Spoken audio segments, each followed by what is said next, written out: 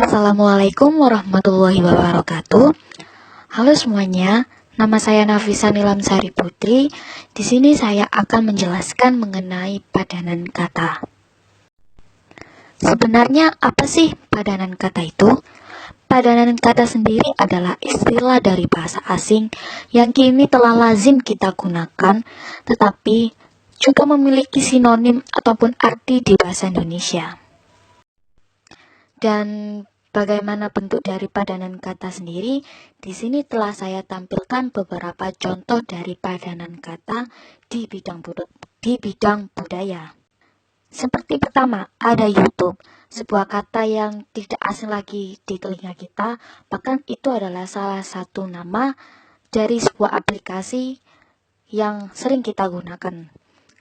Nah, YouTube sendiri sudah memiliki padanan kata dalam bahasa Indonesia, di mana padanan katanya adalah saluran Anda. Lalu kedua, ada variety show. Variety show sendiri sebenarnya sering kita dengar, terutama pada para penggemar terutama di kalangan penggemar, seperti pada contohnya di kalangan penggemar oleh K-pop ataupun Korean pop yang menyukai budaya ataupun hal-hal yang berbau dengan di negara Korea.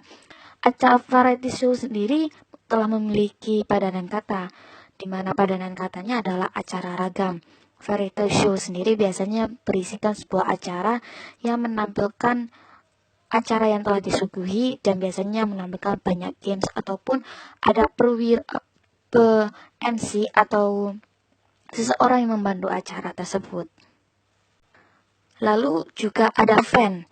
Biasanya kita lebih sering menggunakan kata fan. Fan sendiri berasal dari bahasa Inggris, yaitu dengan memiliki arti dan juga telah memiliki padanan kata yang berarti penggemar. Tentu sudah tidak asing lagi, bukan? Lalu selain fans, juga saat ini sering ada kata yang sering kita dengar, yaitu fangirl dan fanboy, di mana itu hanya sebuah pembeda dari jenis kelamin mereka, di mana fangirl yang berarti penggemar perempuan dan fanboy adalah seorang penggemar laki-laki. Selanjutnya ada LOL. LOL sendiri sangat lazim digunakan oleh orang asing, tapi juga tidak asing lagi jika kita gunakan, di mana LOL sendiri berasal dari singkatan logging out loud, di mana sebenarnya sudah sering yang kita sangka hanya memiliki arti di mana seseorang mengekspresikan bahwa dia tengah tertawa keras, ternyata memiliki padanan kata, yaitu mengakak. Lalu selanjutnya ada fashion. Fashion sendiri berasal dari bahasa Inggris dan telah memiliki padanan kata yaitu fashion. Lalu selanjutnya ada pooping. Mungkin sedikit asing kita dengar karena belum terlalu lazim kita dengar, tapi sebenarnya pooping sendiri telah memiliki arti yaitu mabuk gawai. Lalu ada fanfic, di mana berarti ada laman penggemar, di mana fanfic sendiri berisikan beberapa informasi yang berisikan tentang idola mereka. Lalu juga ada fanbase. Fanbase sendiri memiliki padanan kata kepenggemaran, di mana yang dimaksud kepenggemaran adalah seorang fans yang telah memiliki klub, lalu klub itu sudah klub yang besar. Bahkan bisa dikatakan fanbase bisa memberikan efek yang begitu besar kepada idolanya. Itulah yang dinamakan fanbase. Fanbase dan fan sendiri memang berbeda, karena fanbase itu biasanya terdiri dari beberapa orang dan bisa dikatakan yang telah memiliki uang, dan sedangkan fan adalah hanya seorang. Itulah beberapa contoh dari padanan kata di bidang budaya yang tanpa kita sadari sering kita dengar dan sebenarnya memiliki padanan kata. Sekian itu saja dari saya. Wassalamualaikum warahmatullahi wabarakatuh.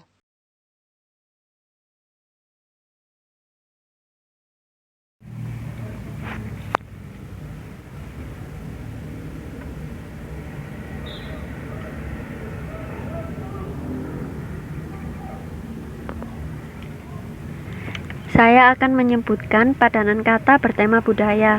Yang pertama adalah kata traveler berpadanan dengan kata pelawat. Yang kedua, kata traveling berpadanan dengan kata berwisata. Yang ketiga, kata all you can eat berpadanan dengan kata makan sepuasnya. Yang keempat, kata explore berpadanan dengan kata menjelajah. Dan yang terakhir, kata guide berpadanan dengan kata pramuwisata. Sekian, terima kasih.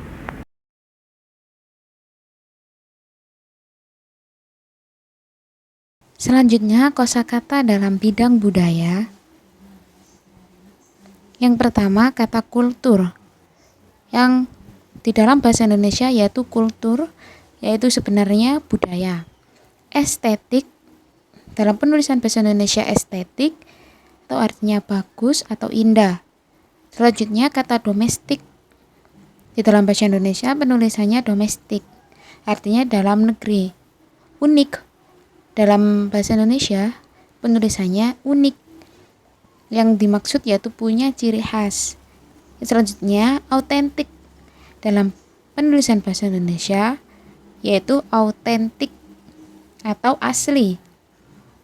Selanjutnya yaitu internasional, dalam penulisan bahasa Indonesia internasional atau masuk dalam luar negeri. Kalimat contohnya yaitu tari jaipong merupakan kultur khas dari Jawa Barat. Komodo menjadi hewan domestik dari Pulau Komodo. Makanan gudeg khas Jogja sudah terkenal internasional. Cagar budaya Candi Borobudur menjadi bukti sejarah yang autentik. Budaya adat Betawi memiliki keunikan sendiri saat acara pernikahan.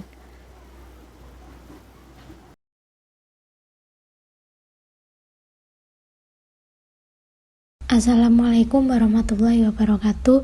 Perkenalkan, nama saya Ariska Auliawati. Kali ini saya akan menjelaskan padanan kata yang bertema budaya. Berikut contoh kalimatnya. Indonesia mempunyai banyak kultur dan ras. Oleh karena itu, Indonesia menjadi salah satu ethnic group terbesar di dunia. Selain itu, Indonesia juga memiliki kultur heritage dan tradition yang menjadi habit masyarakat Indonesia, dan juga acculturation Indonesia juga beragam. Berikutnya saya akan menjelaskan arti satu persatu dari kosakata asing yang ada di atas. Kata-kata asing yang dipakainya adalah kultur, race, ethnic group, kultur heritage, tradition, habit, dan acculturation. Kata kultur berpadanan dengan kata budaya. Kata race berpadanan dengan kata ras. Kata ethnic group berpadanan dengan kata suku bangsa. Kata kultur heritage berpadanan dengan kata warisan budaya. Kata tradition berpadanan dengan kata tradisi. Kata habit berpadanan dengan kata kebiasaan. Terima kasih, itu saja yang bisa saya sampaikan. Wassalamualaikum warahmatullahi wabarakatuh.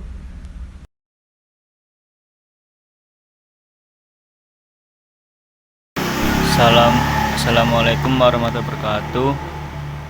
Perkenalkan, nama saya Kasiful Anwar, NIM 1918842011018, Prodi PPSI 2019. Di sini saya akan menjelaskan tentang kosakata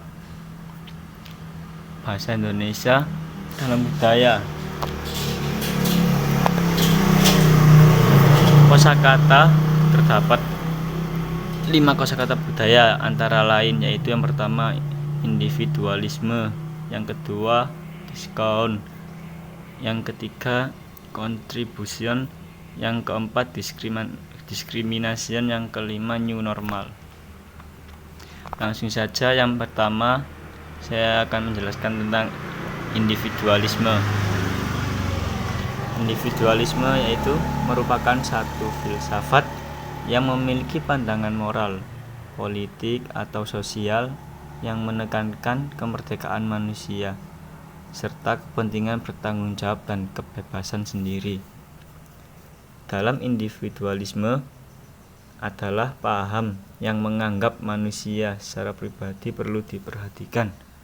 Kemudian juga paham yang menghendaki kebebasan berbuat dan menganut suatu kepercayaan bagi setiap orang. Dan juga paham akan yang menganggap diri sendiri atau kepribadian lebih penting daripada orang lain.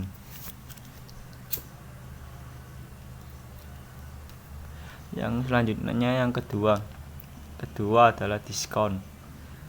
Diskon merupakan salah satu unsur yang dapat membawa kesuksesan bisnis dalam mulai bisnis peningkatan penjualan sampai peningkatan reputasi. Adanya diskon akan membawa manfaat atau keuntungan tersendiri, seperti menarik pembeli dan pelanggan.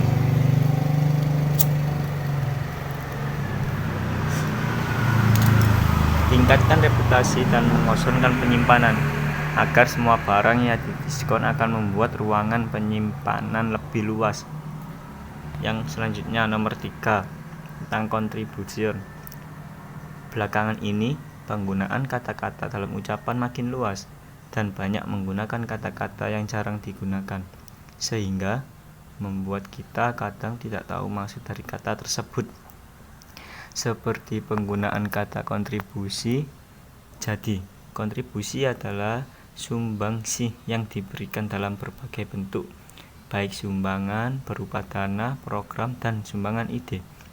Tenaga yang diberikan kepada pihak lain untuk mencapai sesuatu yang lebih baik dan efisien. Selanjutnya nomor 4, diskriminasi, yaitu suatu pembedaan perlakuan terhadap sesama warga negara berdasarkan warna kulit, golongan, suku, agama, dan lain-lain. Jadi, pengertian diskriminasi adalah mengenali adanya perbedaan antara orang-orang atau hal-hal. Yang terakhir nomor 5, new normal atau kenormalan baru. Kata new normal memiliki padanan kata dalam bahasa Indonesia, yaitu kenormalan baru. Menurut Badan Bahasa Kemendikbud, kenormalan baru yaitu keadaan normal yang baru, belum pernah ada sebelumnya. Istilah new normal bukanlah khas yang baru muncul selama pandemi. Istilah tersebut ternyata telah digunakan dalam berbagai konteks dengan. Assalamualaikum warahmatullahi wabarakatuh. Saya Muhammad Robert Ahmad Lutfi. Saya akan menjelaskan tentang padanan kata bertema budaya. Misalnya seperti di Indonesia terdapat multikultur seperti tari dan lain-lain. Multikultur artinya sama dengan macam-macam budaya. Yang kedua, Rara melihat musik hardcore dengan temannya. Hardcore di sini artinya sesuatu yang ekstrim. 3, yaitu satu keluarga bertraveling ke pantai. Traveling artinya berwisata. 4, mereka sedang berlatih traditional dance. Traditional dance artinya tari tradisional. Yang terakhir, masyarakat desa sedang mutual cooperation. Mutual cooperation artinya adalah gotong royong. Sekian mungkin itu dari kosakata bertema budaya. Wassalamualaikum warahmatullahi wabarakatuh.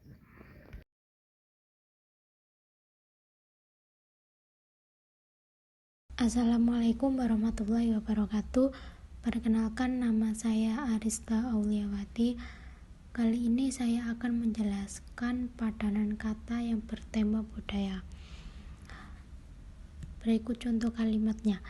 Indonesia mempunyai banyak kultur dan ras. Oleh karena itu, Indonesia menjadi salah satu ethnic group terbesar di dunia. Selain itu, Indonesia juga memiliki kultur heritage dan tradition yang menjadi habit masyarakat Indonesia, dan juga acculturation Indonesia juga beragam.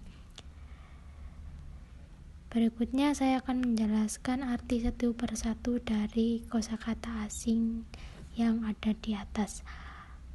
Kata-kata asing yang dipakainya adalah kultur, race, ethnic group, kultur, heritage, tradition, habit, dan acculturation. Kata kultur berpadanan dengan kata budaya. Kata race berpadanan dengan kata ras. Kata ethnic group berpadanan dengan kata suku bangsa. Kata kultur heritage berpadanan dengan kata warisan budaya.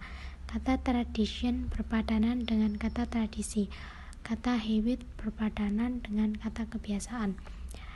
Terima kasih, itu saja yang bisa saya sampaikan. Wassalamualaikum warahmatullahi wabarakatuh.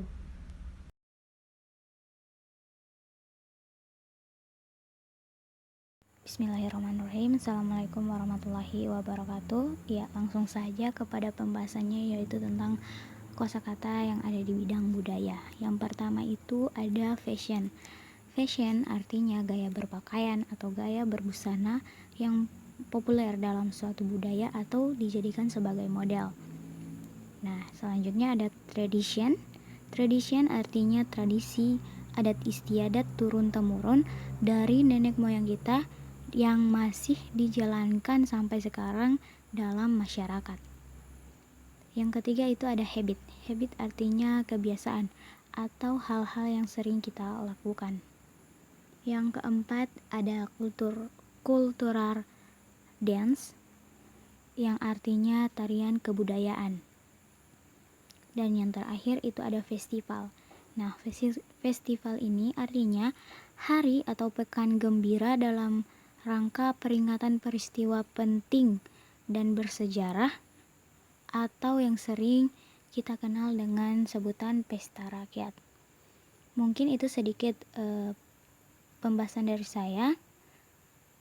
Lebih dan kurangnya saya mohon maaf. Wassalamualaikum warahmatullahi wabarakatuh.